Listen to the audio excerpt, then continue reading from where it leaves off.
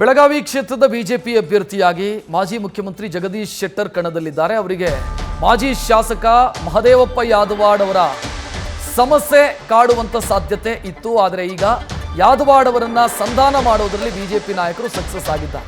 ಶೆಟ್ಟರ್ ನಿರಾಳರಾಗಿದ್ದಾರೆ. ಮಹದೇವಪ್ಪ ಯಾದವಾಡ್ ರಾಮದುರ್ಗ ಕ್ಷೇತ್ರದ ಮಾಜಿ ಶಾಸಕರು. ಅವರನ್ನ ಲಕ್ಷ್ಮೀ ಹೆಬ್ಬಾಳ್ಕರ್ ಕಾಂಗ್ರೆಸ್ಗೆ ಕರೆತರುವಂತ ಪ್ರಯತ್ನವನ್ನ ಮಾಡಿದ್ರು. ಮಹದೇವಪ್ಪ ಯಾದವಾಡ್ ನಿವಾಸಕ್ಕೆ ಅನಂತರ ಜಗದೀಶ್ ಶೆಟ್ಟರ್ ಭೇಟಿ ನೀಡಿ ಚರ್ಚೆ ಮಾಡಿದ್ದಾರೆ. 2 ದಶಕಗಳ ಕಾಲ ಶೆಟ್ಟರ್ ಜೊತೆಗೆ ಯಾದವಾಡ್ ಗುರುತಿಸಿಕೊಂಡಿದ್ರು. ಸೊ ಈಗ ಯಾದವಾಡ್ ಅವರ ಜೊತೆಗಿನ ಮಾತುಕತೆ ಸಕ್ಸಸ್ ಆಗಿದೆ. ಶೆಟ್ಟರ್ ಅವರನ್ನ ಭೇಟಿಯಾಗಿ ಚರ್ಚೆಯನ್ನು ನಡೆಸಿದ ನಂತರ ಮಹದೇವಪ್ಪ ಯಾದವಾಡ್ ಈ ಬಾರಿ ಶೆಟ್ಟರ್ ಪರವಾಗಿ ಕೆಲಸ ಮಾಡ್ತೀನಿ ಅನ್ನೋ ಭರವಸೆಯನ್ನು ಕೊಟ್ಟಿದ್ದಾರೆ.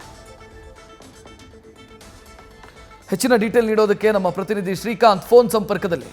ಶ್ರೀಕಾಂತ್, ಹಂಗಿದ್ರೆ ಈಗ ಮಹದೇವಪ್ಪ ಯಾದವಾಡ್ ಸಂಧಾನ ಸಕ್ಸಸ್ಸು ಅಂತ ಲೆಕ್ಕನಾ?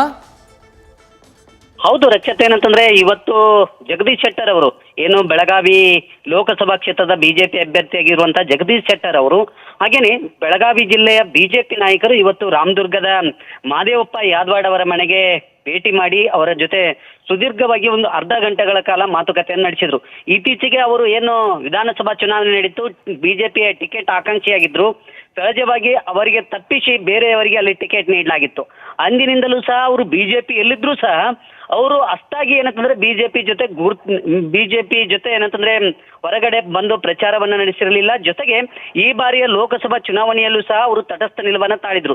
ಇದು ಎಲ್ಲೋ ಒಂದ್ ಕಡೆ ಏನಂತಂದ್ರೆ ಕಾಂಗ್ರೆಸ್ ನಾಯಕರಿಗೆ ಇವರ ಏನು ಅಟಿಟ್ಯೂಡ್ ಇವರನ್ನ ಮತ್ತೆ ಕಾಂಗ್ರೆಸ್ಗೆ ಸೆಳಿಬೇಕು ಅನ್ನೋ ನಿಟ್ಟಿನಲ್ಲಿ ಬಹಳಷ್ಟು ಪ್ರಯತ್ನಗಳು ನಡೆದಿದ್ರು. ಇದರ ನಡುವೆ ಇವತ್ತು ಏನಂತಂದ್ರೆ ಜಗದೀಶ್ ಶೆಟ್ಟರ್ ನೇರವಾಗಿ ಮಹದೇವಪ್ಪ ಯಾದವಾಡ್ ಅವರ ಮನೆಗೆ ತೆರಳಿ ಕೆಲವು ಮುಖಂಡರ ಜೊತೆ ಏನಂತಂದ್ರೆ ಮಾತುಕತೆಯನ್ನಾಡಿ ಈಗ ಅವರನ್ನು ಸಮಾಧಾನ ಪಡಿಸಿದ್ದಾರೆ. ನಾಳೆ ಪ್ರಚಾರಕ್ಕೆ ತೆರಳುವುದಾಗಿ ಖುದ್ದು ಏನಂತಂದ್ರೆ ಮಹದೇವಪ್ಪ ಯಾದವಾಡ್ ತಿಳಿಸಿರುವಂತದ್ದು. ರಕ್ಷತ್, ಧನ್ಯವಾದ ಶ್ರೀಕಾಂತ್ ಮಾಹಿತಿಗೆ. ನ್ಯೂಸ್ ಫಸ್ಟ್ ನಿರ್ಭೀತಿಯಿಂದ ನಿಮ್ಮ ಪರವಾಗಿ.